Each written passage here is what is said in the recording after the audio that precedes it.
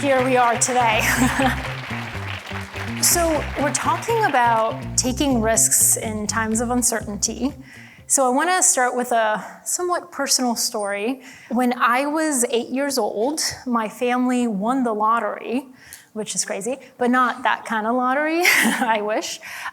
We were living in Bulgaria and they won the green card lottery, which meant that we would move to the United States.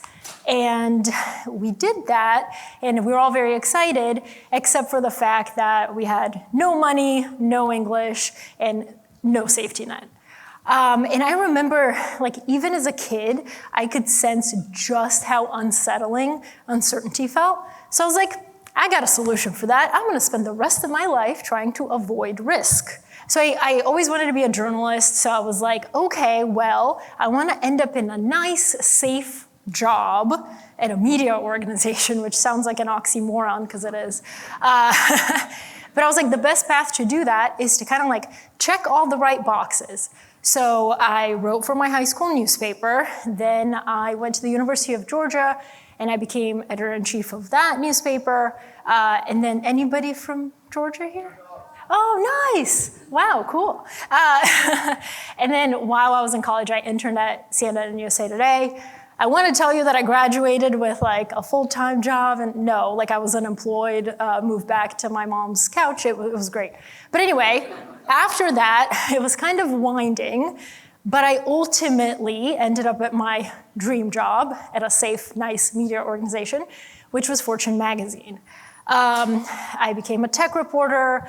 I got to interview all sorts of incredible people, Fortune 500 CEOs, investors, tech entrepreneurs. I went to China once, it's really cool.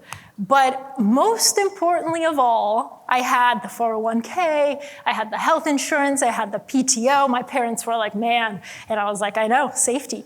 But there was something bubbling up under the surface that I couldn't really ignore because in 2017, so I started at Fortune in 2014, in 2017, media was kind of having one of its cycles, and I was like, I don't know. I don't like writing the clickbaity, you remember 2017. Anyway, so on the side, I started a small newsletter called The Profile, which would curate long-form profiles of interesting people. And honestly, why long-form profiles of interesting people? Because that's what I like to read. And I found that very exciting. And like Nick said yesterday during his speech, he said that he started Museum Hack purely out of love for doing it. He wanted to do it as a hobby, and then it turned into a business. Same thing here. I never thought that this thing would make money. I just honestly did it because I loved it. I worked on it in the mornings on the subway to work, and then in the evenings on the subway home from work, and on weekends. I call it the edges of time.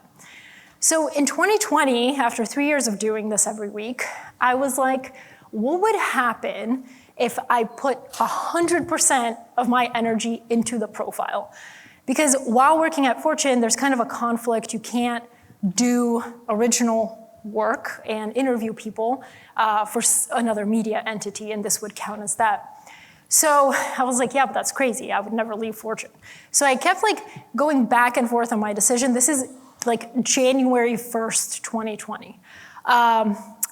Ultimately, I was like, you know what? I'm gonna learn so much. Even if the profile fails miserably, I'll have learned more than if I just stay at my job for another 5 years. So I left, or I didn't leave, no. I told Fortune that I was leaving because I had made a list. I literally did this. I made a list of all the risks that I could potentially face. And I had a plan for each of them. Except that I gave Fortune 3 weeks notice, and in those 3 weeks, the entire world fell apart. As you'll see in this tweet, my last day at Fortune, my first day at the profile was March 20th, 2020. And I was very excited and naive with the smiley face in the tweet. And then on the same day, Governor Andrew Cuomo had other plans. He announced a lockdown in the state, and Trump would follow shortly after with the whole nation. And so I realized that I had taken a massive risk in a time of massive uncertainty. So I say this, and yeah, it's a personal story, but I met a number of you, and I know that some of you right now are on the receiving end of this, of the sharp blade of uncertainty. Obviously, as we all know, layoffs are sweeping the country, businesses are struggling, we may be on the brink of a recession, depending on who you listen to. But I'm here to remind you that you've faced some sort of disorienting chaos before, and you made it through it, and that wasn't by accident. But if that's not enough of a reminder, I'd love to highlight 7 totally different people you may not have heard of, whose practical frameworks can help you navigate the chaos and the uncertainty in this world. So I broke them down into rules. Rule number 1 is find your jellyfish.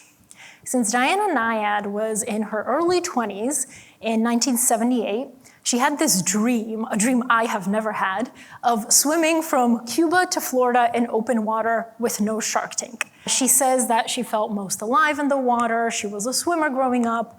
And so then her mom died unexpectedly, and she was like, screw it, I'm gonna do this.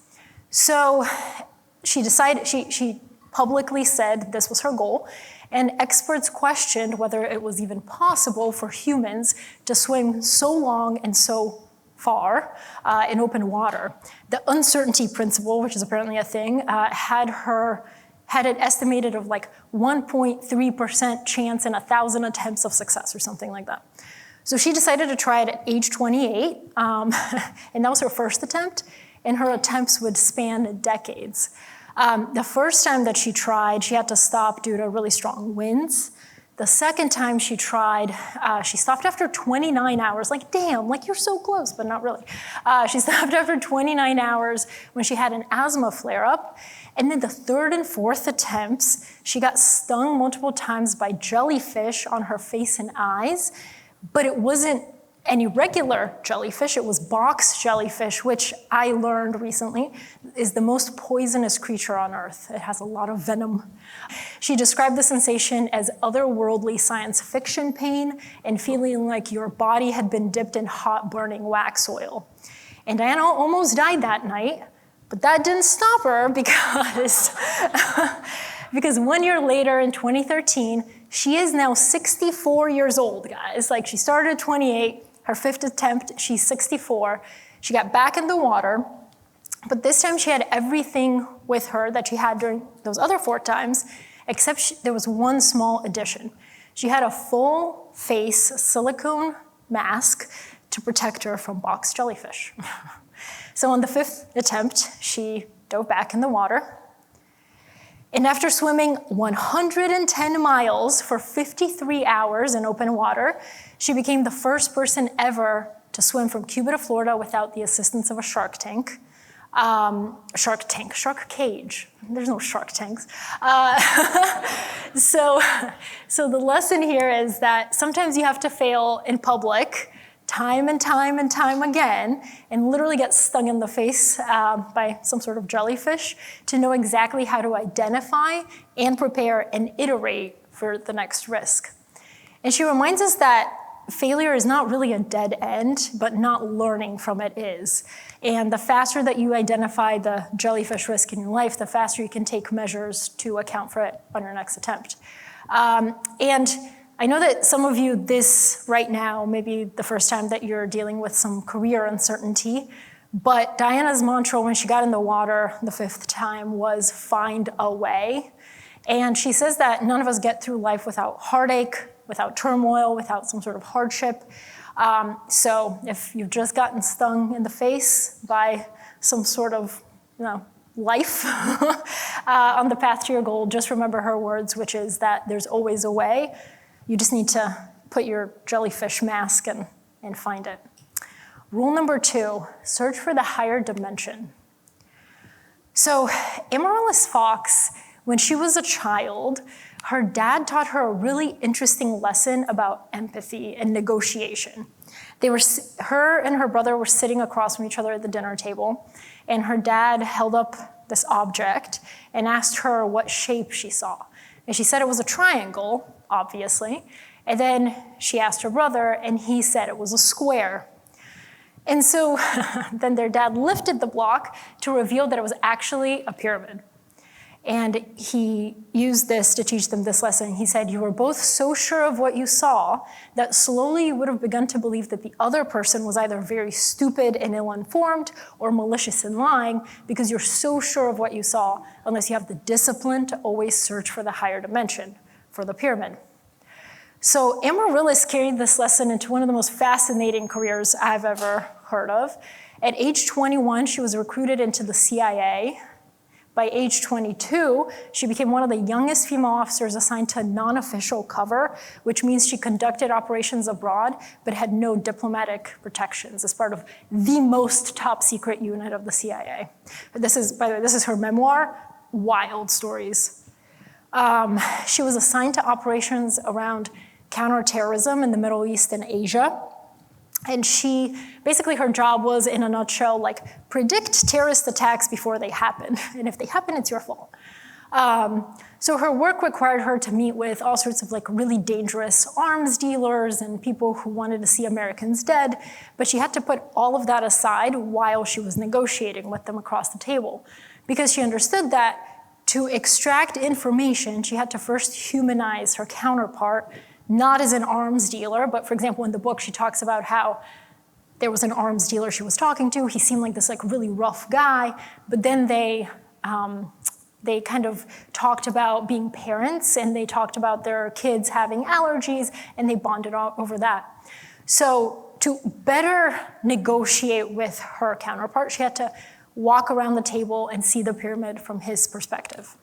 She says the only real way to disarm your enemy is to listen to them. If you hear them out, if you're brave enough to really listen to their story, you can see that more often than not, you might have made some of the same choices if you'd lived their life instead of yours. So to mitigate any risk, you must first understand the risk. And this means looking for the higher dimension, but also walking around the table to see it from their perspective.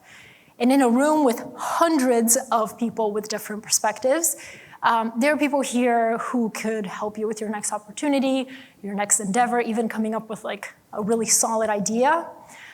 I urge you to use this technique to find out like the experiences that you share and how that could spark a real human connection. And she says there's a real magic when you recognize yourself and someone else. Rule number 3, rehearse for catastrophe. Okay, this one is wild. So astronaut Chris Hadfield went temporarily blind during a spacewalk while only holding on to the orbiting International Space Station with one arm. He like suddenly felt his left eye slam shut in pain, but he couldn't rub it obviously because he has that helmet, so he can't reach in there. And the irritant turned out to be some sort of like oil and soap mixture that astronauts use to clean their visors. So his eye began tearing, but without gravity, the tears just became like a really big ball of moisture stuck to his eye. And then they spilled over to his other eye, and then he was completely blind outside of the spaceship. So Hadfield, his rational mind took over and gave him options. He could call Houston and ask for help. He could get a fellow astronaut to do a crew rescue, or he could cry for a while and kind of let the tears dilute the stuff in his eye. He ended up doing a fourth thing, which is that he opened a vent on the side of his helmet to let some oxygen out to clear and evaporate the mixture. And then he continued working. If it was me, by the way, I'd be calling Houston so fast, they would, wild. So this is only possible because of one lesson he learned in astronaut training, which is prepare for the worst through make-believe scenarios. And he thinks of it as a dress rehearsal for catastrophe. He says, while play acting grim scenarios day in and day out may sound like a good recipe for clinical depression, it's actually weirdly uplifting. And Chris doesn't just say this stuff. He has broken into a space station with a Swiss Army knife.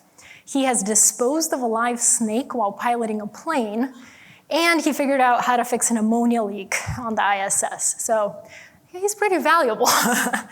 And he says that fear is just the symptom of lack of preparation, and the best antidote for fear is competence. He gives a really good everyday example of this. He's like, when you're a kid and you're learning to ride a bike, you're looking at the bike and you're like, damn, this thing, kind of dangerous. I could fall, I could hit my head, I could break my leg. But as you become more competent and confident in your skills, it becomes silly to be afraid of the bike. Yet, the bike didn't change. The bike is just as dangerous as it always was, but you are the one who changed. And he says, competence breeds confidence. Things aren't scary, people get scared. I tell myself that every day. So the ultimate antidote to fear of anything, especially during times of uncertainty, is altering your competence. He says competence means keeping your head in a crisis, sticking with a task even when it seems hopeless, and improvising good solutions to tough problems when every second counts. And so I think it's human nature, obviously, when the unexpected happens, your first instinct is to panic. But what matters is what you do after that moment of panic. When COVID hit and I didn't have a job and I was working on the profile, I was like, oh my God, what am I gonna do? But then your rational mind gives you options. And I think that's the place you want to live, is optimize your life for optionality. Sure, I was at Fortune, it was a safe, secure job, but they could have laid me off. All my eggs were in that one basket. When you're an entrepreneur, you may have different revenue streams so that when one dries up, maybe you have 4 others, which was kind of what I ended up doing. So ask yourself right now, what steps can I take right now to give myself as much optionality in the future? Rule number 4, trust the locals. So over the past 20 years, war photographer Lindsay Addario has covered every major conflict on the planet. She's had a number of close calls. She was kidnapped in Libya, abducted in Iraq, and injured in a car accident in Pakistan. And Lindsay's the most critical part of her job is basically learn how to adequately assess risk. Is this a life or death situation, or is this just another day in the life? Because if you miscalculate risk, especially in her line of work, the consequences can be lethal. So in 2011, if you guys remember, there was the Libyan uprising, which started as a revolution, but it quickly turned into a war. And Lindsay and 3 of her journalist colleagues were covering it. And they drove into the city of Ajdabiya looking for the front line as civilians fled and Gaddafi's troops closed in. They had a driver named Mohammed who was a local, and he had a brother who was shot at the front line. So he kept trying to warn them about the gravity of the situation, and he was like, we gotta go back. But they wanted to get the story, so they didn't listen. So at this exact checkpoint, Lindsay and her colleagues were blindfolded and kidnapped. And when I talked to her, she told me that they never saw Muhammad again and that he was likely executed at that checkpoint. And she told me, his death is on us. That was completely our miscalculation, and that's something we have to live with every single day. So when you're trying to calculate risk, understand the difference between practical on-the-ground truth and kind of pie-in-the-sky idealized thinking, because I think we have a lot of that. And when you're about to embark on a new venture, meet the people who are at the front line of the industry or the organization, or the people who are very familiar with the work. Ask them questions, listen to their advice, and respect them enough to hear out their opinion. Only then can you make a really, really well-calculated risk. Rule number 5, make the scary choice. By the way, somebody yesterday said they were from Germany. Is there anybody from Germany here? Oh, nice, cool. Okay, you'll like this story. So in 1984, Jim Cook was working at Boston Consulting Group, making $250,000 a year.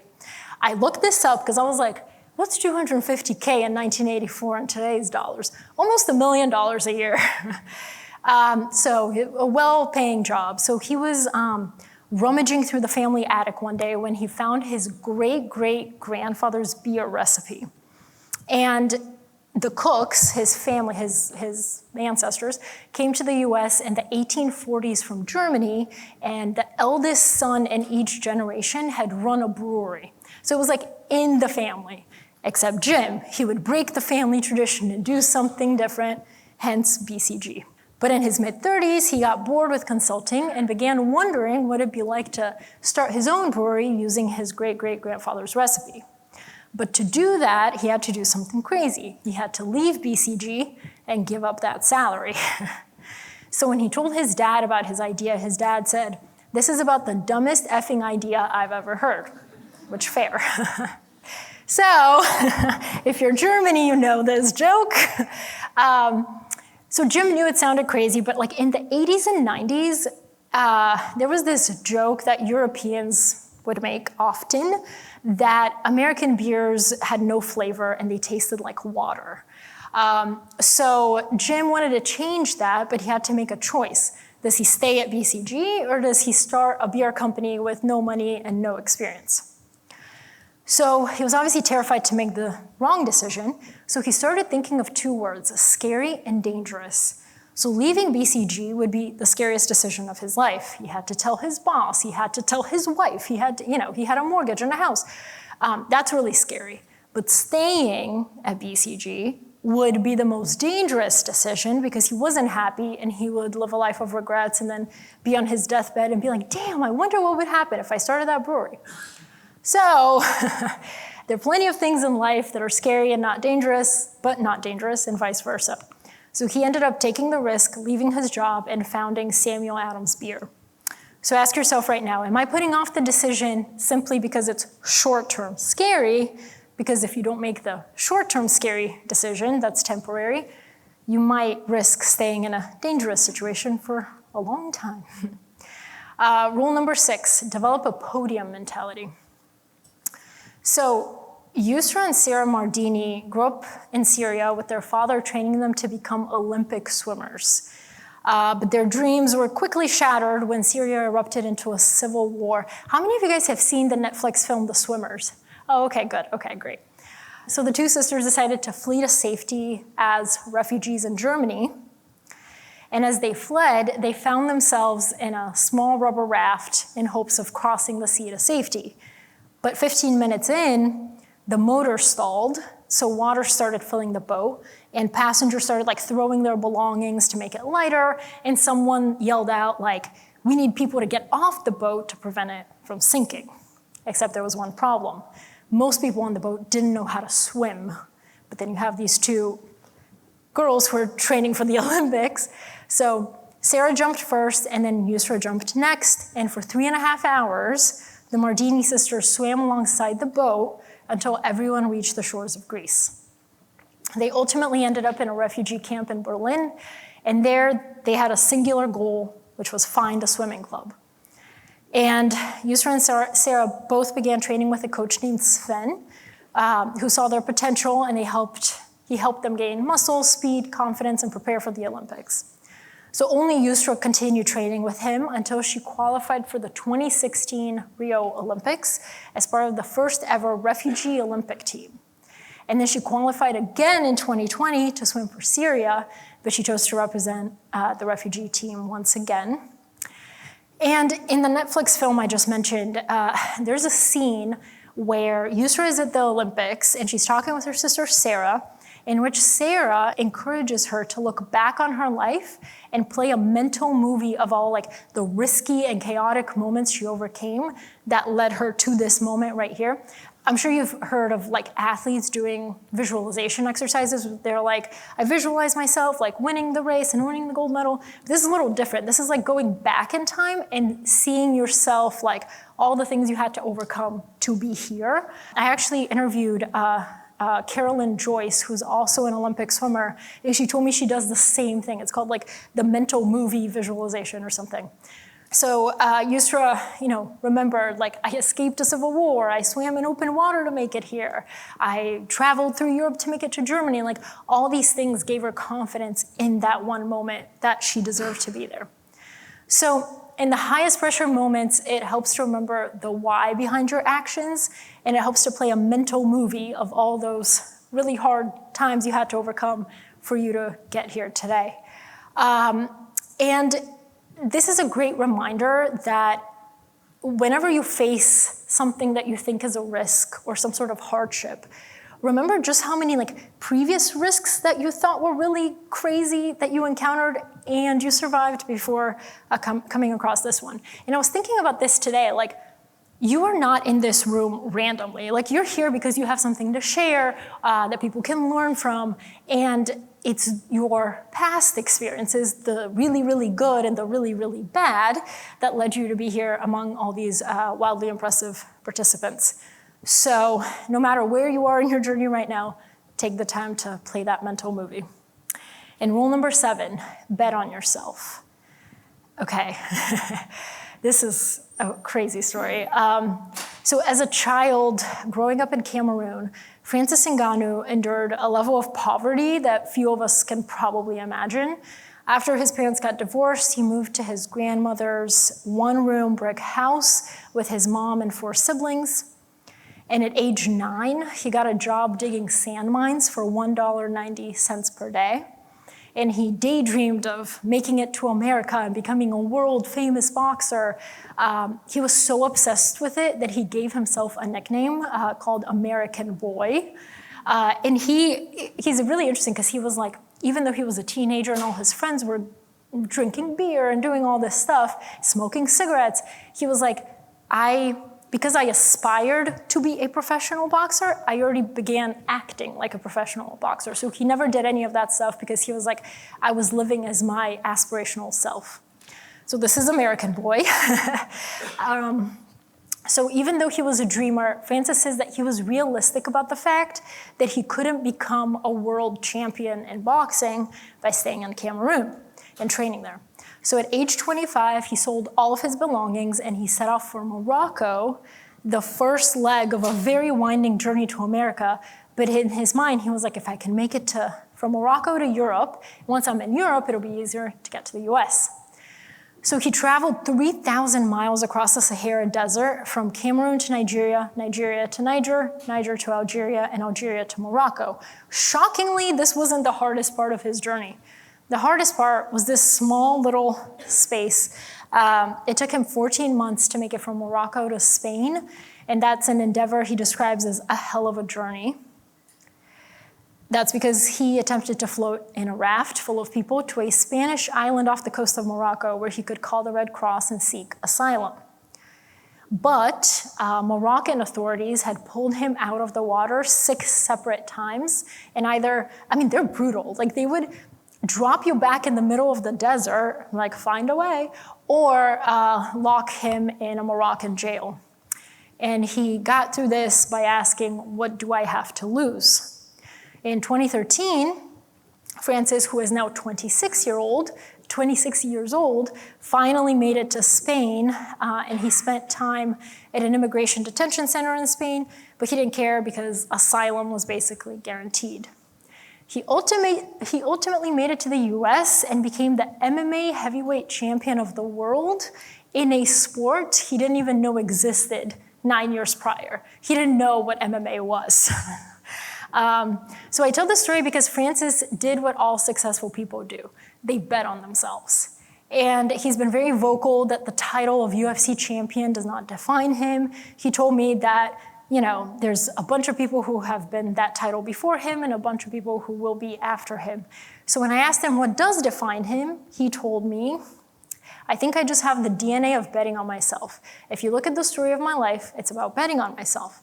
You know that quote that says, sometimes to jump farther, you have to step back?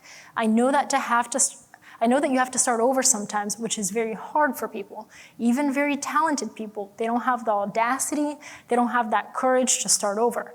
And I think that makes a big difference between people. People are afraid of starting over, they're afraid of losing something that they already have.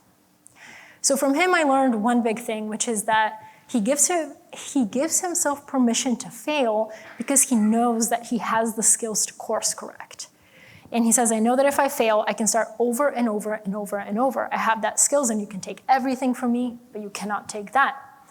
And I know the story sounds really nice and it has a happy ending, but few people actually have the courage to do something like that. When we get a taste of success, we get really comfortable and complacent, and we start wrapping our identities around things that we don't control. things like jobs, relationships, material possessions, all things that we could lose. I recently read something where Oprah said, don't tie your identity to something that you could lose in the blink of a boardroom meeting. Basically, if you're a CEO, you can lose that very quickly. So the whole idea is like, we do this because we're scared to bet on ourselves ultimately. So I want you to ask yourself these 3 questions. What is one area in my life where I can bet on myself? What is a meaningful project I can work on today that no one can take away from me? And what is something that will allow me to tie my identity to my own name? Because ultimately, all these quote unquote passion projects that you don't think mean anything, that's something that you only do for yourself that nobody else can take away from you. And so that's exactly what I did on March 20th of 2020. It may have seemed absolutely insane and risky to quit a great job during a global pandemic. I know people around me thought I was insane. But you know what's not insane? Independence and freedom. There's no better feeling than the freedom to decide what you work on, how you spend your time, and who you do business with. And I've learned that the ability to build and rebuild our lives deliberately is what gives us confidence in the face of uncertainty. And even though none of us can accurately predict what the next few months or years have in store, you should rely on the fact that you know that your life has been stress tested before. You've been tight on money at some point. Maybe you failed in business. You've lost a loved one. And here you are today, still alive, still breathing, still eager to learn. And I hope the 7 stories that I just shared have shown you that we're not fragile and we can handle the unexpected, whether we're 8, 28, or 88. And so if there's one thing I'd love to leave you with today, it's this. No matter how crazy, how chaotic, and how uncertain the world may seem, take that risk, jump, and bet on yourself. As a wise philosopher named Beyonce once said, I don't like to gamble, but if there's one thing I'm willing to bet on, it's myself. Thank you, guys.